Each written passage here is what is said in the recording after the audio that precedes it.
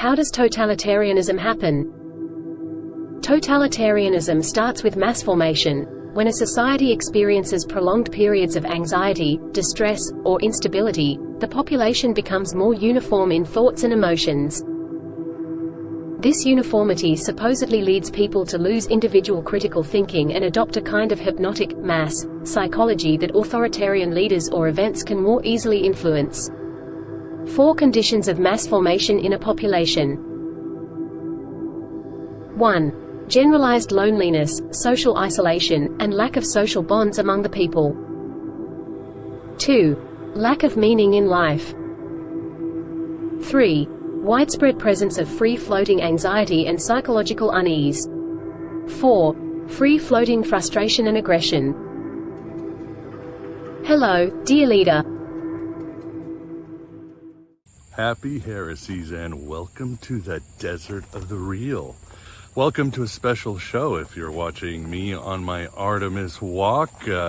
Me and my wife beater down by the schoolyard, or actually the trails as I'm doing, getting some exercise, getting my Gnostic dad bod in shape. I don't know why people are acting like they're acting like it's Halloween. Man, it's like mid-90s here in September in northern Illinois. But anyway, it's a special show, as I mentioned. Sometimes the stars do align, and this show started with me reading an audiobook and then getting a physical copy, talking to the author, having a conversation with Gordon White. So what we have here is basically a sort of Aeon Byte Rune Soup collaboration. Rune Soup, is that what Spectre Clouseau would call it? But anyway, it's a pleasure to have Mattias Desmet to talk about a very important book, The Psychology of Totalitarianism. And it's awesome to have Gordon in it too. And more than an important book, it's a crucial book, because we are certainly, or the West is certainly a frog in boiling water when it comes to heating up into a complete authoritarian and technocratic hellscape. So as many of you know, the work of Mattias, the work of Gordon, and certainly my work is to stop this heat, this destruction of the human psyche, and find freedom and individuality for everybody. Mattias obviously comes from the school or idea of mass formation, but there are many other theories, and I'm sure many of you are probably wondering, oh my God, between mass formation and archon mind parasites and archetype invasion in the form of the image of Wotan and propaganda and so forth, what's going on? Well, what's going on? It seems like the universe is trying very hard to make sure that we end up in a herd mentality forever. And whatever hypothesis or theory you like, that's up to you. But here at Aeon Byte and other shows like Rune Soup, we want to give you all the ideas and choices. So again, you can find your spiritual liberation and get out of that boiling pot. Maybe it's like the Indigo Girls song. The less I seek my source for some definitive, closer I am to find. But information is power, and the truth shall set us free. And we certainly don't want to go the route of the central scrutinizer of Frank Zappa's Joe's Garage. I know that's exotic, but it's a great concept album. Or if I want to stay exotic, we don't want to end up like the show Mr. Robot. We want to be free so we can do things like the Artemis Walk and have an Artemis Walk inside our brains. So that's really it. A lot of shows coming out in September. So brace yourselves. Won't you take a ride on heavy metal with Aeon Byte? We got more shows on totalitarianism, transhumanism, but also shows on King Arthur, Hermeticism, and other amazing topics that will help you become free and find your authentic self. Stay tuned and stay free. This is a special show of Aeon Byte, And I'm very excited about this. We will be talking to Mattias Desmet on a book that I really loved and has influenced me, The Psychology of Totalitarianism. Mattias, thank you very much for coming on the show. Yes, it's my pleasure. And thank you for inviting. Pleasure is all ours. And with us, too, we've got my friend and co-conspirator in many ways, and that is Gordon White. Gordon, thanks for joining us all the way from Paraguay. It's a pleasure to be here, Miguel, under such special circumstances.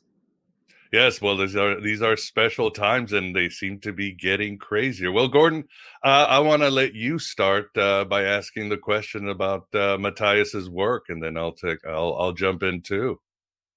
Sure. Okay. Well, before we hit record, Miguel and Mattias and I were talking about his work and it arriving at a very medicinal time for a lot of us. You can maybe tell or not in my accent. I'm not native to Paraguay. I am Australian. And so that's where I was for 2020 through 2022 and struggling with, when I first heard about your work in 2020, my sister, who is the most educated of my family, she has a degree in international finance and a degree in industrial engineering, was living in France and fell completely into the formation. And I couldn't understand why until I found your work. And the psychology of what was going on in her life at the time, she was very isolated because she was a young mother in an unfamiliar part of France and her husband was working remotely. And all the stuff that was in there, it reopened for me the understanding that she's a victim of a process here rather than what happened to my sister, who is a very smart person. And that was really medicinal because, as I'm sure everyone listening to this is aware, they were not a pleasant couple of years for friend groups and families to get through it. And what was so medicinal in addition to that was I actually did Holocaust studies at university. So it was really nice to see, after so long, someone centering the work of Hannah Arendt as well. So I just want to open with that to say thank you, thank you, Mattias. The book and the discussions landed at a time that saved some family relations for me personally. I'm happy to hear that, really. That's the nicest present you can give me, to hear that what I wrote has the effect that it gave people the chance to stay connected, even if only a little bit, but stay connected to the people they love.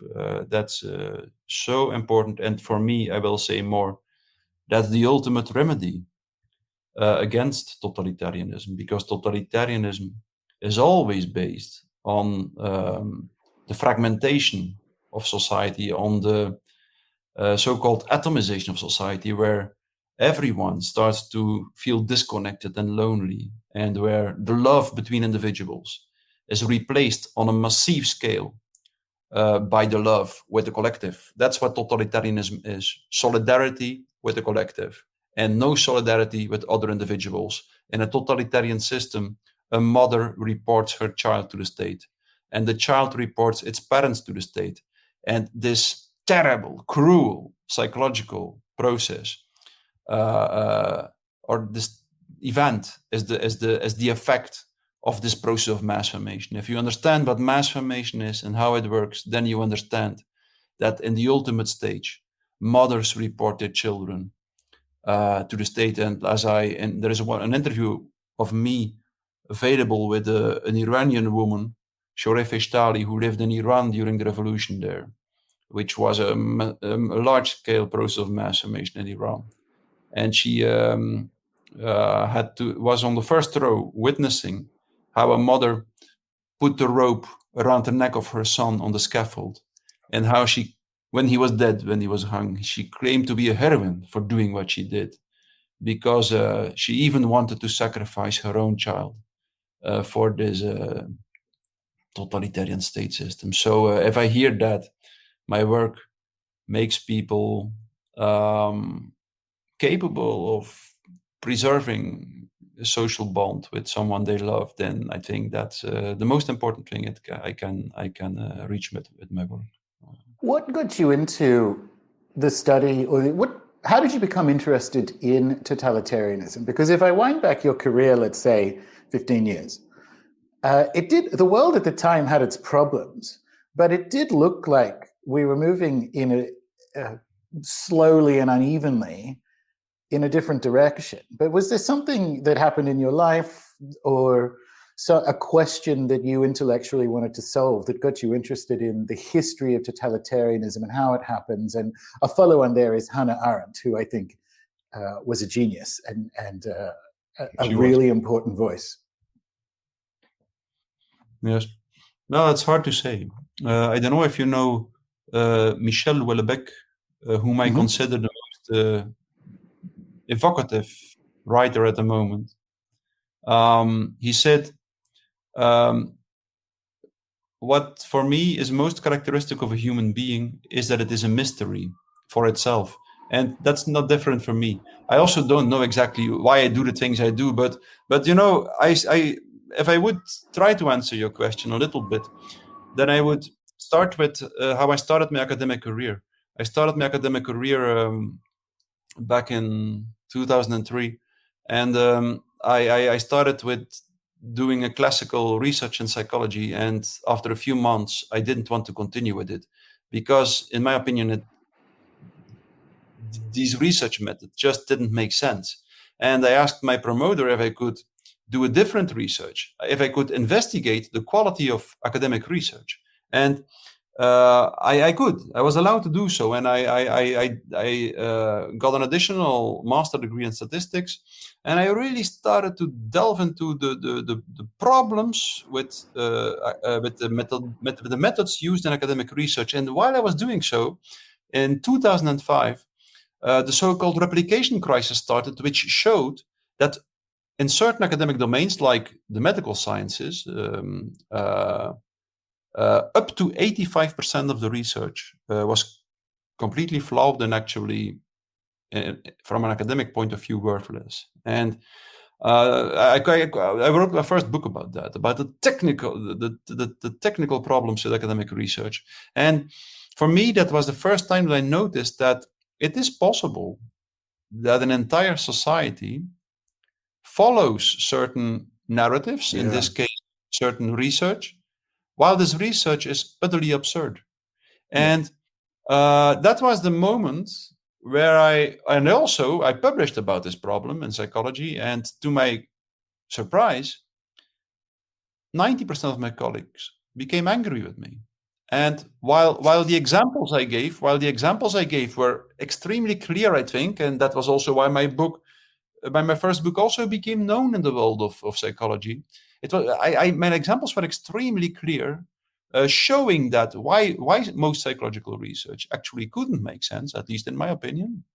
And even then, the more clear my examples were, the more angry people became. And a few people didn't. A few people really appreciated me because of my work. And from then on, I started to be interested as how it is possible that highly educated and in many respects also highly intelligent people, because most of my colleagues are intelligent people. They are, and definitely highly educated people. They belong to the most highly educated people in the world. And I became interested in this question as to how it is possible that even highly educated and intelligent people can continue to buy into narratives that in most respects are absurd. And when the Corona crisis started, I had the impression that the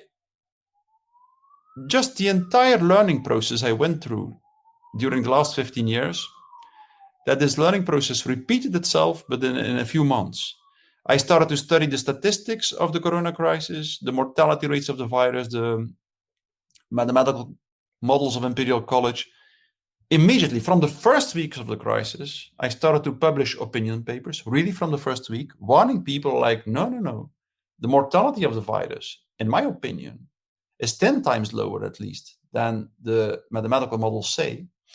And after 3 months, it was proven, I think, beyond a shade of a doubt, that the initial models had been completely wrong, and that, more or less in line with what I said, the mortality was at least 10 times lower. But what I noticed was that society continued to buy into the narrative as if the models had been right. And that was the moment where I started to think like, look, okay, I can continue with trying to show people that the statistics are wrong, or I can do something else. I can try to describe people, make people aware of the psychological processes that are going on, and that make them buy into narratives that are absurd. And a little bit to my surprise, this worked.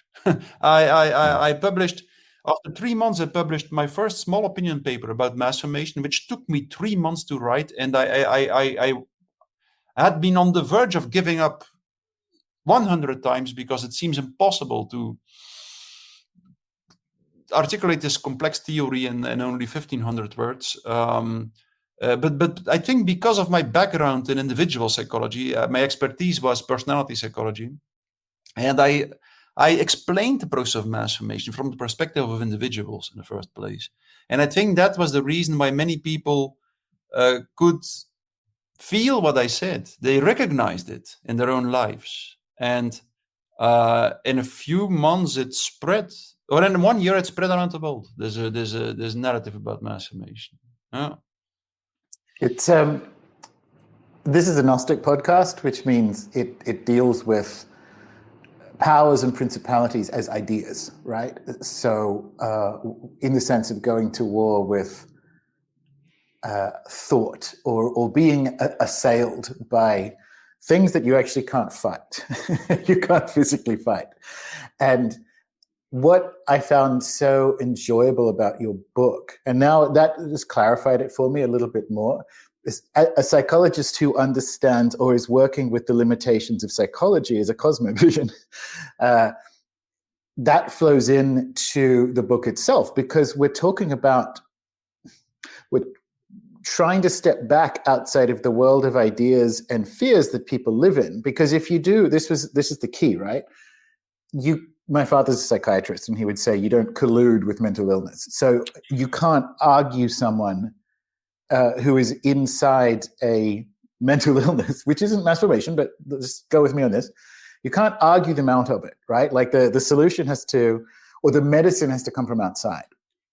And that confidence is there in your use of ideas and meta ideas, I think, in the book, which brings me, and maybe we should, although everyone listening to this knows what mass formation is. But one of the things I would like to ask as a follow-on to that is, how does it feel to have the criticisms of the theory be explained within the theory itself? Because it's been my experience of watching it that from a mass formation perspective, that let me know how my definition of it goes. But we have an event like this, 30% of the people go along with it. 30% who are much more diverse don't go along with it for different reasons. And then we have the bit in the middle that's subject to the sway. Now, if I look at the so-called freedom, truth, health, whatever you want to call it, community, we have people who, and there's some good and bad in a lot of this, 5G, no virus, bioweapon, Christian apocalypse, like it's a zoo of people who can't get it together enough to provide a coherent message to move the middle part until it becomes too late. And it was very interesting watching your ideas roll through the 30% that it actually describes and activate that incoherent, uneven response. Is that a fair way of understanding it, you think? Yes, I think so. Yes, it's even a very good, concise summary of an important aspect of my work, I think. Because one of the major problems indeed is that the group who doesn't fall prey to the large mass formation, that it is an extremely heterogeneous group, which makes it very hard actually to form a real group. Yeah. Because of all the different. But at the same time, if you really understand the broader cultural and societal problems that led to the mass formation, you see that this diversity is at the same time the problem and the opportunity for this group. Because the challenge for this group is always to form a group without becoming a mass.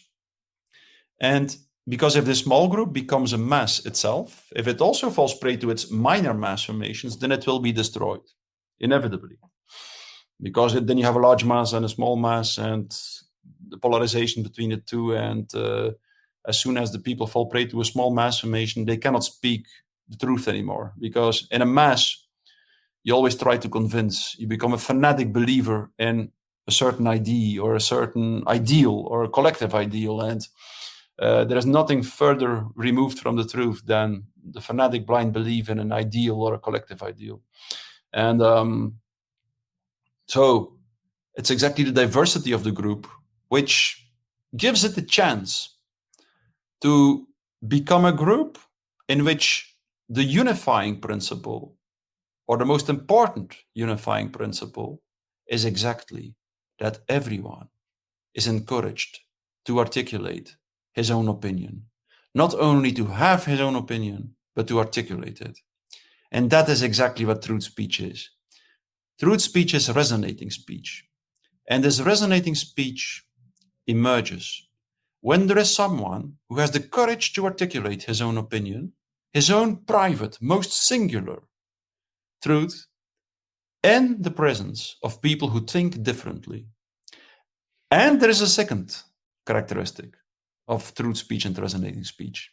And it is that there is someone who wants to hear what this person has to say. So we need someone who speaks the truth without caring about the fact that what he says might make him less popular or might meet with contrary or different opinions, and someone who is prepared to listen without judging what this speaker has to say, without thinking about how it relates to certain collective ideals or the matrix of social rules that is present everywhere. And if this happens, then you have resonance. You have someone who speaks from what he feels inside of himself, and you have someone who opens up his ego, his outer ideal image, and let the speech of the other enter his own body, his own soul, let it touch the strings of his own soul. That's when resonance starts, and that's where people really connect to each other. So the truth is something strange. Truth is something that is strictly unique, individual, and singular, but which touches, if you speak like that, if you speak your own very individual truth, the strange thing is that if you do that, you will touch a universal string in the other, and which makes that the truth is at the same time strictly individual and strictly universal, which means that the truth is a paradox, and that's the truth transcends all logical or rational understanding. So that's the kind of speech we have to practice, and that's this kind of speech which will be the remedy, both for the mass formation, because it slows down the mass formation, it inhibits the hypnosis, because it's truthful speech who doesn't care about the collective ideal of the masses and of the totalitarian system. It disturbs the massive resonance of the individuals in the grip of mass formation with their collective ideal. So it inhibits the symptom, the hypnosis and the mass formation, and at the same time, it is the cure for the root psychological cause of the mass formation, which always is the loneliness and atomization of society. Because what truth speech does is connecting people. It makes them resonate together, one individual with another. And it takes away the isolation of the individual. And the mass formation seems to take away the isolation of the individual, the loneliness, but it doesn't. It creates even more loneliness, because it doesn't connect people to each other. It connects them with a collective ideal, and it makes them report each other to the state. It makes them snitch on each other. So it is all, my next book is about truth speech. I have described the solution I have described the problem in my previous book, in the Psychology of Totalitarianism, and I really want to focus on this art of speech, which is, I believe, we should understand that there can be no really human living together if we do not value truth speech. The truth is crucial to a man, to a human being, and in a society led by propaganda and indoctrination, there can be, in the end, every humanity is destroyed. And that's what the real revolution that should happen is that there is only one crisis. There is no climate crisis or no corona crisis. I don't say that we have no problems with nature. There is, and there is. But I mean, the real crisis, what is really in crisis, is the truth, and that's what we should find out. How can we reappreciate the value of truth speech? How can we learn to speak the truth? Because it's not something easy. We should not be naive about that. Speaking the truth is something completely different than to think rationally, for instance. It's completely different. It's even almost opposite to each other. Yeah, well said. Yeah, I think, and going back to Gordon, it reminds me what about your sister, what Michael Malice said, the easiest dog to train is the smartest dog. And when you talk to magicians, they think that the smartest person in the room is always the easiest to hypnotize or fool. It's almost like a form of jiu-jitsu. You use their intelligence works against them. And I love what I like about your book is you don't just say everything happens in a vacuum. You talk about how it happened, and then you give wonderful solutions at the end. And I think for totalitarianism to rise was sort of the shadow side of the Enlightenment, the Cartesian model, where reason became supreme, and we thought we could cure everything by simply adding something, subtracting, putting people in cubicles, and humanity was the hackable animal. And suddenly this was, as you just said, Mattias, this leads to alienation, a lack of meaning. Gordon, you talk about that in your book. We're alienated from nature, from our humanity, from magic. All the stuff that made us great, that brought about the Enlightenment, was cut off. And this gives rise to totalitarianism. So I don't know if you want to speak more to this, Mattias, or maybe tell the audience who might be thinking, well, what's the difference between totalitarianism and a dictatorship? I mean, Genghis Khan, Emperor Severus, they had complete power, didn't they? What's the difference? What's a totalitarian regime? It's something completely different. Because, the so-called classical dictatorships, and it's maybe a little bit simplistic the way in which I will explain it now, but it's sufficient for what we to be able to grasp the difference. In a classical dictatorship, the point of gravity of the system is in the dictatorial regime. It's a small group of people who are perceived as having a huge aggressive potential. That's why people are scared of them, and why people accept that a small group of people unilaterally impose their social contract to society. And Genghis Khan was very powerful, but he was not so powerful that he could control what happened in every house, in every tent, and in every family. Why not? Just because he was limited as well. He has a limited number of people at his disposal. But if you take a look at the totalitarian system, then you see that a totalitarian system is based on a completely different psychological process. It's first you have the emergence of a mass. So first, there is a kind of very specific group formation, which makes that people start to believe fanatically in a certain narrative, so fanatically, as I explained, that they want to report even their own family members who are not loyal enough to the narrative according to them. That makes that in a totalitarian system, has a huge secret police at its disposal. Namely, this part of the population who fanatically believes in a narrative. And this, exactly, in every family, in every house, or almost every house, there is such a person. And people are safe nowhere, even not in the presence of their own children. The small children of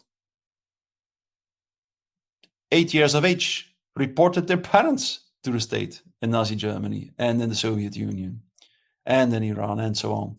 So that's a problem. That's why a totalitarian system has a much, much more suffocating impact on the population. And this, why the totalitarian system can control, on top of political space and public space, as classical dictatorships do, can also control private space. And so that's and indeed, these totalitarian states didn't exist before the 20th century. That's very, very important. And one of the questions that I wanted to answer, because I didn't understand that, was exactly why these new state systems emerged for the first time in the 20th century. And it's actually quite easy. It's because throughout the last few centuries, the process of mass formation became stronger and stronger and stronger and stronger and lasted longer and longer and could be controlled much more efficiently. The modern mass formation has always existed, but the modern masses are different from the ancient masses in several respects.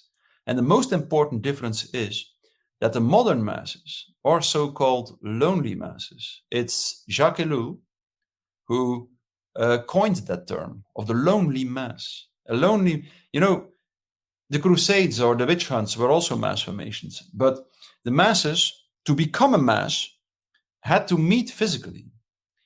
And modern masses do not have to meet physically. In modern mass formations, the individuals that constitute the mass are usually sitting separately, lonely, in their living rooms without ever meeting each other. But they are infused constantly by the same narratives, the same mental representations, the same beliefs through the mass media. And in this way, they start to form a mass that never physically meets, a so-called lonely mass. And this lonely mass can be controlled in a much more efficient way, is much more predictable, and can last much longer. And it is in this way that it can lead to the emergence of a new state system. Ancient masses couldn't, because they were very unpredictable and they usually could stop to exist before they could lead to a stable, like the masses of Soviet Union and Nazi Germany. The mass formations lasted for over 30 years because they led to the emergence of a real totalitarian state that never happened before in history. So there you see why it's this Hannah Arendt, which is, I think, the most important writer about totalitarianism. She explained, or she always stated that totalitarianism is a diabolic pact between the masses and the elite. And in my book, I provide a psychological explanation for that. Like this, it's in the end, I think, it's the rationalist, mechanist fuel man in the world, which led both to the emergence of a new elite and the emergence of a new population or a new psychological state in a population. And this new elite was an elite which used very excessively indoctrination propaganda. I explained that elsewhere. I won't do it now. Why that happened, but it happened. And the new psychological state in a population was a state in which people were lonely, experienced lack of meaning making, a lot of free-floating anxiety, frustration, and aggression, which is exactly this kind of state where people are vulnerable for indoctrination propaganda. And that's this diabolic act. Yeah. And this is the part, I think, Mattias, that was willfully in some respects, but sometimes not misunderstood when it comes to your detractors. Because if I think of, say, Dr. Breggin being so triggered by the mischaracterization of what you just said as people asking for this tyrannical treatment, that's not what this is. This is methadone.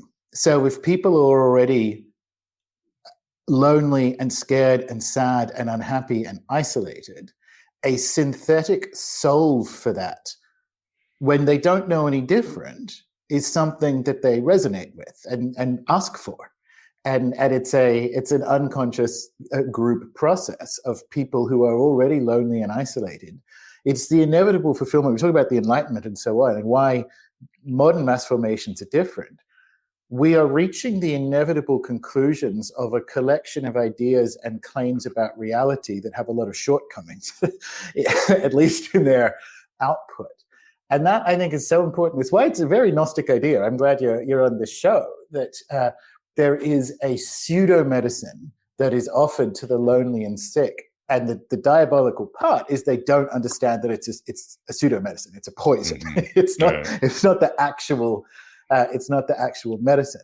And I found that really fascinating to watch how the criticisms unfurled. Some of it was a deliberate mischaracterization in bad faith, as far as I can tell. But a lot of it was misunderstanding because perhaps they don't have your background, an academic background in the history of Western ideas, so that they're unfamiliar with what Richard Tarnas would call ontological estrangement and so on. And it's not someone sitting there like the meme, govern me harder, daddy. It's not that, right? It's actually, it's a wound.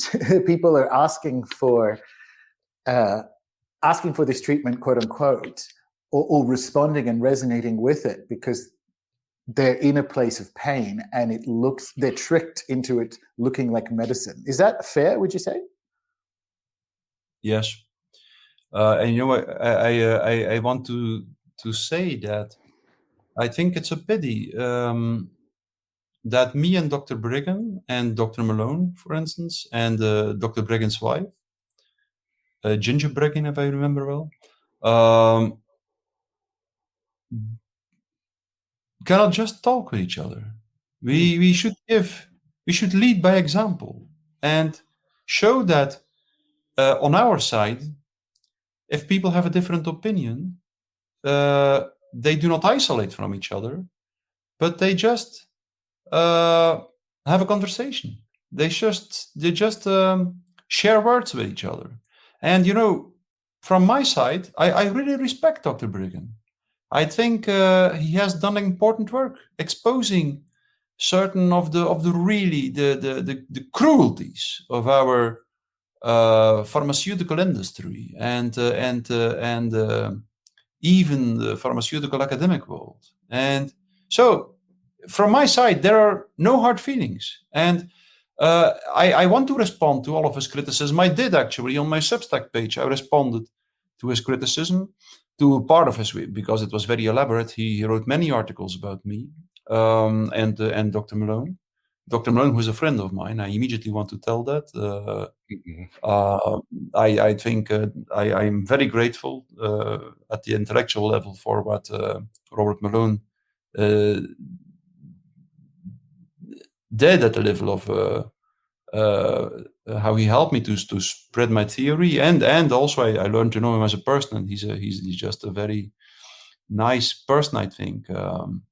And then so, but I definitely I think I want to respond to the criticism of Dr. Briggen. For instance, maybe it's true that I could have stressed the role played by the elite a little bit more. Sure. That's possible, because one of the things he approaches me is that I blame the victims. That's not true. That's unfair. Like, yeah, I would just interrupt. That's not true. It's not fair. And it's even less true that he protected mass murderers in my clinical practice. That's yes, definitely not true. There was, the only thing that happened. Yeah, go on. Sorry. The only thing that happened here back in 2017, I think, or something like that, was that a man who had been consulting in my clinical practice for a certain time, 2 years or something, I think, was at a certain moment caught by the police because he as a nurse, he had terminated the lives of several people, and he was known in Belgium at that moment as the largest serial killer in the history of Belgium, which was a mischaracterization of him. Purely technically speaking, one could call him like that, but it was a mischaracterization. It doesn't matter. I had promised this guy that everything he said would stay in my practice, even before I knew something of him. And then I was asked to be a witness at his trial, and I refused to speak. But that's what a psychologist should do, I think. And then that was the first time that I just said, like, look, for me, it's crucial that there is a space in society where people know that they can talk about everything in a safe way, because exactly this will prevent people from committing crimes. If they can talk about what they feel, and if they want to talk about it, they will not need to do it. And after he visited me, he never did it again. And I took a huge risk. I was aware of that, because if he would have done something, then everyone would have blamed me that I didn't go to the police, of course. But I knew that this is not the right line of reasoning. If people who feel the urge to commit crimes have no safe space anymore, much more crimes will be committed. And in my case, I knew almost for sure that he wouldn't do anything anymore. And it doesn't matter. I had to be a witness. And for 7 hours straight, I refused to give my my clinical reports. And I suddenly was on the front page of all newspapers and then the evening news and so on. And Dr. Becken has found this, and he said that I clearly have a certain characteristic that makes me protect murderers, which, according to me, is bullshit. It's just everyone who takes his profession as a psychologist seriously should know that it is a difficult profession, and that if he promises people that he will stay loyal to professional secrecy, he should do so.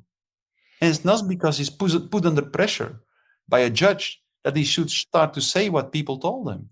And every country has his own opinion, but I know as a person that I put everything at risk at that moment to stay loyal to what I think are the right principles as a psychologist and as a human being.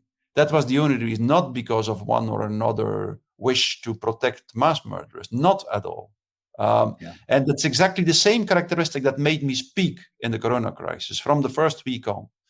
Because I knew, so someone said me, a colleague said me, you're a very strange guy. He said, you remain silent when other people speak, and you speak when other people remain silent.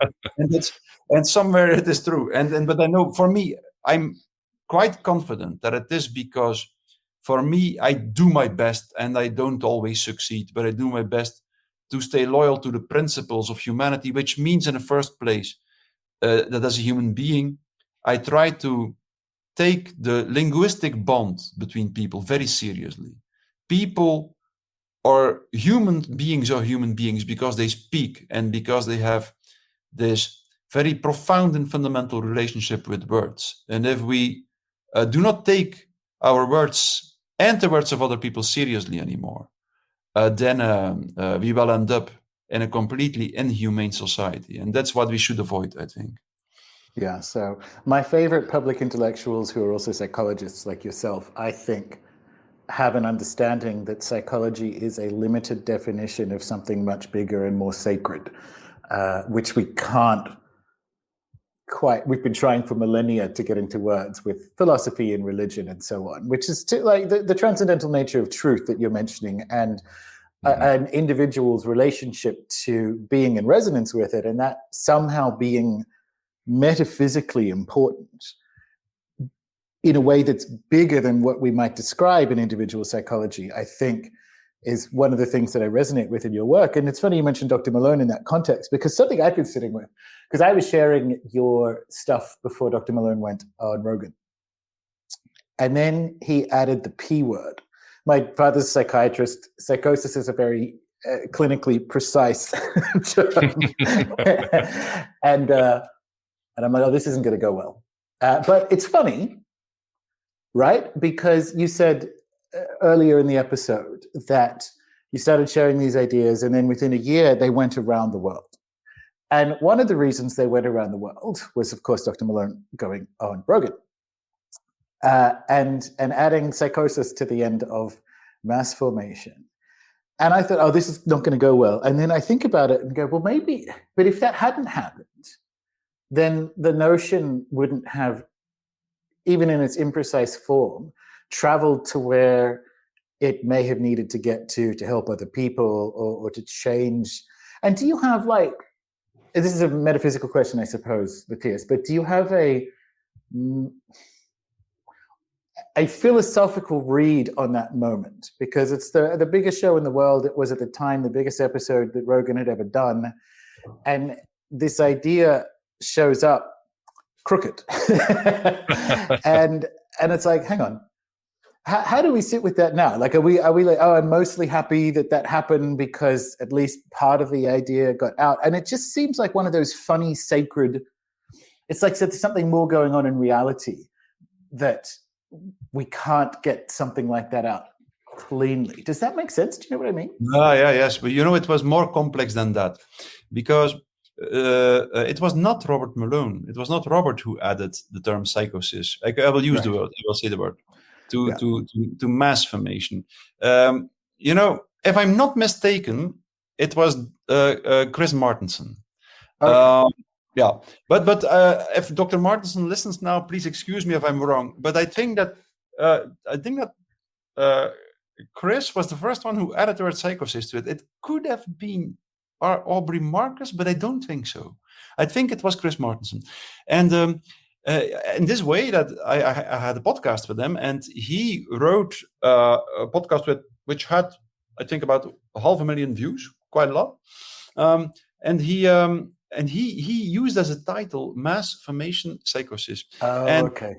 Yes. And Dr. Malone, so Robert watched several podcasts of me, and after Chris Martenson, several other people used the term as well, and then Robert did it.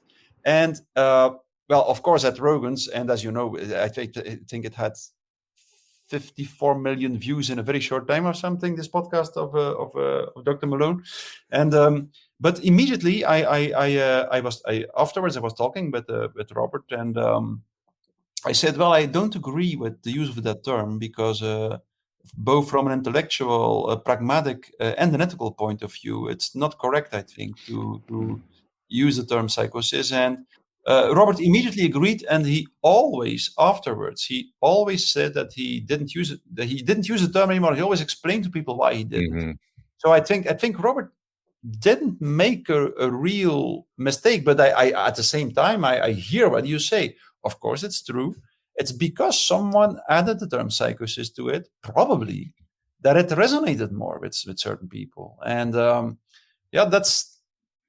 that's a hard one. I wouldn't do it, but of course, at the same time, it is true that more people, but I think it has an advantage. It might have spread faster, but at the same time, it also provoked more resistance, I think, against the term, because it blames other people, it stigmatizes people, it psychiatrizes people, and I think it's unethical to do so. And as I said, it's also intellectually not really appropriate. I mean, psychosis is a term from individual psychology, and you should refrain, I think, using it for such phenomena, which of course show certain similarities. But so many phenomena show certain similarities with psychosis. I love Freud for this wonderful quote. There are 3 ways to be normal, he said: neurotic, psychotic, and perverse. And the best thing. The best position is a position in which you acknowledge we are all a little bit crazy, and from time to time even very crazy, and we should be careful if we call other people crazy, I think. As Jung said, show me a sane man and I'll cure him for you. So yes. And you're wonderful. Yeah, in your book, again, I want to go back to maybe some solutions. You gave some solutions too. And again, going back to how we were disengaged or how we become this mechanistic society. And again, for the audience, Gordon deals with it in his book Animistic. So get Animistic and the Psychology of Totalitarianism for the red pill, if you would. But it seems one of the promises of the Enlightenment and everything else beyond the fact, as you say over and over again, that reason will save us, reason will set us free. And I love this quote too, going from G.K. Chesterton: a madman is not a man who has lost his reason. He is a man who has lost everything except his reason. I think that encapsulates your book well in what Hannah Arendt is saying. But I think the idea of safety is also killing us, don't you think, Mattias? We were promised we would live forever, as Lenin said, and the Bolsheviks, and that everything would be solved and we could be safe. That has worked against us, don't you think? And it's killing us. It has, and I think we have to watch out how we think about the explanation or about the causal relationships between these things. I think it is because we locked ourselves, or because we became so fanatically obsessed by rational knowledge and rational thinking that we ended up in a psychological state in which we were radically incapable of accepting that there are risks in life, and that we might, that if you live, you have to accept that you will lose your life. And like the capacity to tolerate the ideas about death and dying diminishes the more you try to live your life in a rational way, I think, and the more you start to realize that your rational thinking will always be incapable of grasping the essence of life, because that's exactly what science shows us, strangely enough. All great scientists showed us that there is an absolute limit to rational understanding, and that the essence of life always transcends rational understanding. And personally, it took me until I was 35 years old before I really realized that's exactly what systems theory showed us, for instance. That all phenomena in nature, complex dynamical phenomena, behave like irrational numbers. And suddenly I realized that you have to take this literally. Our rational use of language, our rational thinking can never grasp the essence of life. It's the essence of life resonates. We can only feel something of the essence of life at certain moments through resonating with life. And the more we believe that with logical ideas and the categories of our rational thinking, we will be capable of grasping the essence of life, the more we lock ourselves away, we hide ourselves behind the wall of logical thinking, and the less we are capable of resonating with the eternal mystery of life, and the more we are capable of resonating with this eternal music of life, as I often call it, the less we fear death and dying, because we feel that we are part of something eternal. And I think that's one of the explanations why the more and the further the tradition of enlightenment evolved, the less capable we'll be. The more afraid we became of dying, the less capable we became of accepting that life is full of risks. And the more we started to drift away in illusionary worlds, in which we started to believe that science would make us immortal, would take away all suffering from the human being. Quite to the opposite, I think, quite to the contrary. The more we fall prey to that delusion, the less we will be able to live a life really worth being lived by a human being, I think. That's lovely. It brings up a maybe last question or towards the end, but you may have noticed that there is talk of masks and infection numbers and new mRNA injections and everything around and about these last couple of weeks. How do you think it's going to go this time or next time?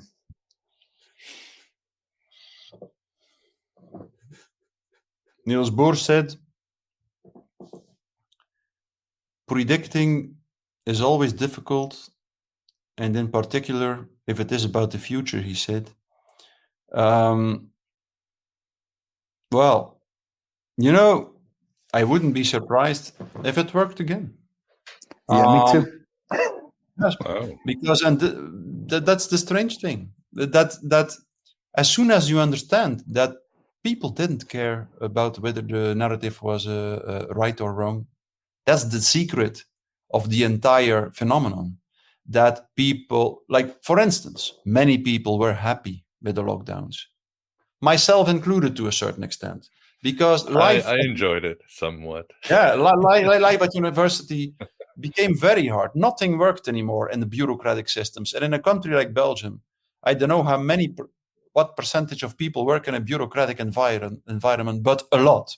And most people suddenly, if you had a garden like I had, if you have a large garden in a nice house and so on and so on, I just felt as if I had an unexpected holiday for 2 months, and the weather was very nice, and so on. So while I was very while I understood that something very serious was happening, at the same time, I have to admit that me and most of my friends and my neighbors, sometimes I heard my neighbors talk, saying like, "Look, well, it's terrible what happens with that virus, but at the same time, well, you have to know it's a good thing that the rat race stops for a moment." And so that's one part of the story. But even more fundamental, people really, if you consider it at the right psychological level, people didn't buy into the narrative because they thought the narrative was right. They bought into the narrative, as he explained so many times, because it gave them a feeling of control at the level of their anxiety, at the level of their frustration and their anger. And first and foremost, it gave them a feeling of being connected again, of having a higher cause to live for, a sense of meaning and purpose in life. Without them knowing it, it gave them a set of rituals which made them feel what they truly are, symbolic beings which are willing to sacrifice their lives for a certain symbolic construction, a narrative. The only problem is that the rituals became rituals of death, and that while performing the rituals, they refused to acknowledge that they were performing rituals. They refused to acknowledge that they are symbolic beings. And of course, the other problems we have already summoned. But if you understand that, then you understand that the reason why people buy into the narrative, or at least do as if the narrative is true, has nothing to do with the rational qualities of the narrative. It has to do with the psychological function the narrative has. And that's why I think that there is a good chance that they buy into it again, or if it's not this narrative, it might be the climate narrative or the Ukraine narrative or another narrative, of which I don't say that there is nothing true about it, but of which I say that the fear that is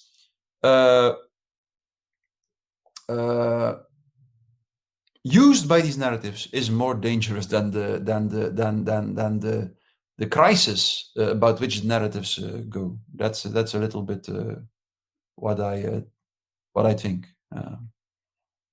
Exactly. Yeah. Look at the war mass formation. This is the last war. This is the last world war, and we're right back in it. I mean, it's the mass formation just kicks in. So it'll definitely be something. And I do like Gordon. You keep bringing in your podcast and shows the sin of the demiurge, and again that he's the great example of the mechanistic being. William Blake wrote about him in Urizen. William Blake kept warning, we are heading in the wrong direction in this mechanistic universe, and it's going to bite us in the ass. And here we are.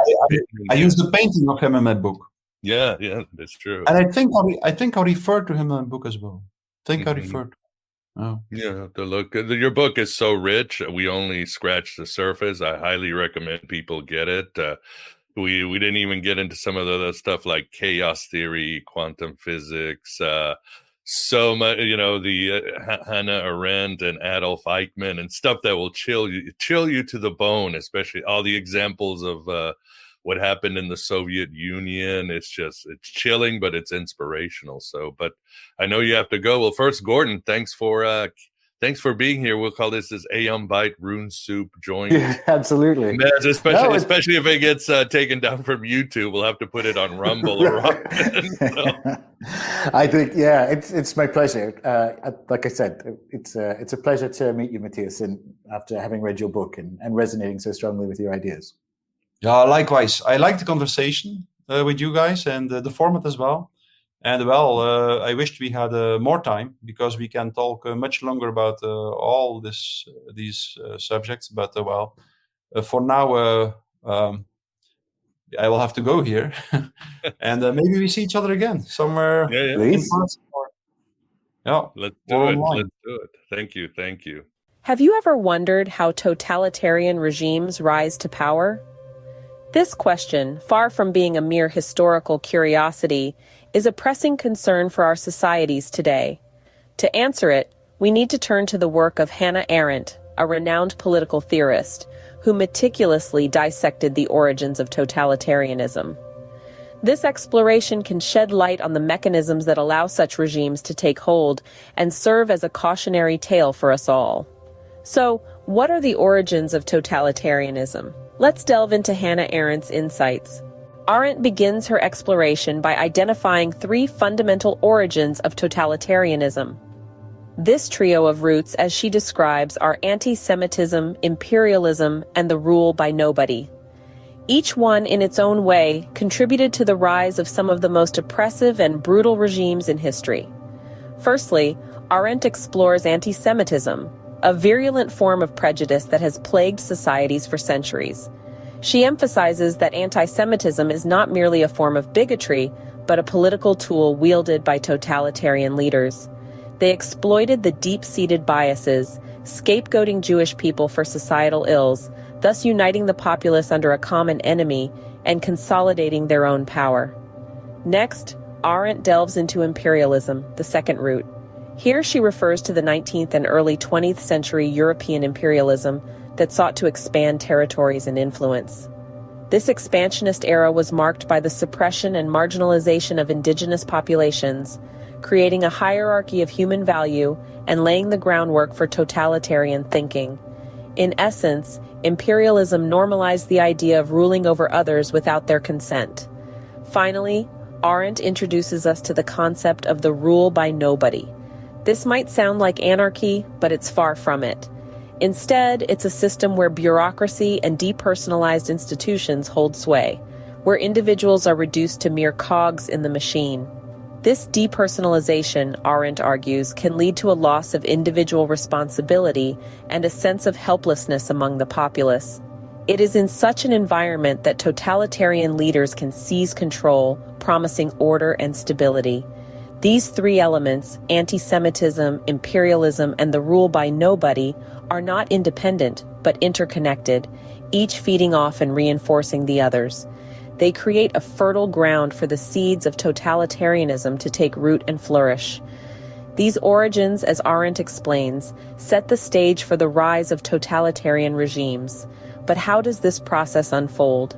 Let's delve into that in the next scene. A totalitarian regime doesn't just appear overnight. It is a gradual process, carefully orchestrated.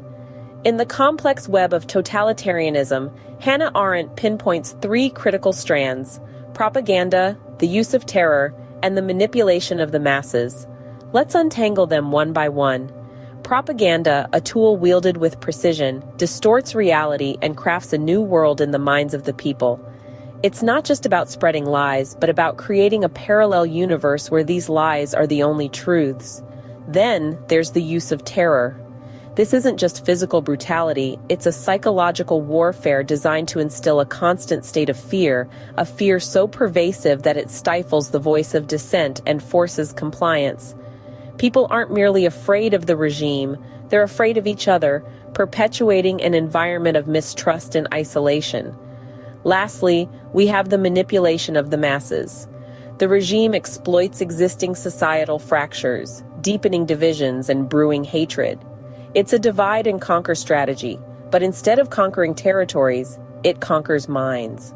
These elements, intertwined and mutually reinforcing, slowly erode the democratic fabric of a society. They weave a tapestry of control, where the threads of truth are lost amidst the more prominent strands of deceit, fear, and division. This brings us to the chilling realization of how easily societies can slip into totalitarianism. But what does this mean for us today?